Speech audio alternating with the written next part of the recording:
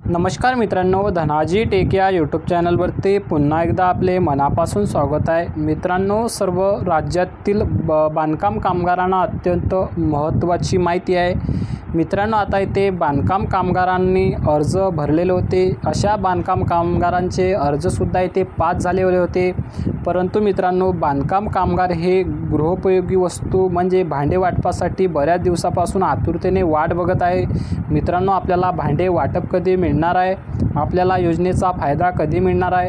परंतु मित्रांनो, ज्या लाभार्थ्यांचे अर्जसुद्धा इथे पात्र झालेले होते, ज्या लाभार्थ्यांचे अर्ज पेंडिंगमध्ये सुद्धा इथे पडलेले होते, अशा लाभार्थ्यांना इथे आता भांडे कधी वाटप होणार आहे असा प्रश्न या लाभार्थ्यांना पडलेला होता। परंतु मित्रांनो, आता काही दिवसापूर्वी येथे आचारसंहिता व निवडणूक असल्यामुळे भांडे वाटपाची प्रक्रिया येथे पूर्णपणे येथे बंद पडलेली होती।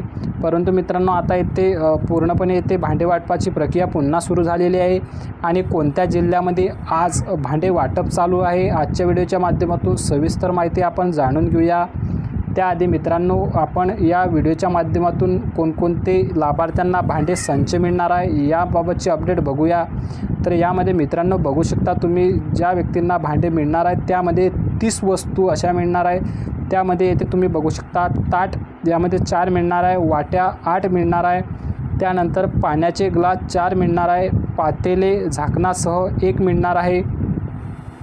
आणि मित्रांनो, मोठा चमचा भात वाटपाकरता 1, मोठा चमचा वरण वाटपाकरता 1, पाण्याचा जग 2 लिटरचा, त्यानंतर मित्रांनो मसाला डब्बा 1, त्यानंतर डब्बा झाकणासह 1, त्यानंतर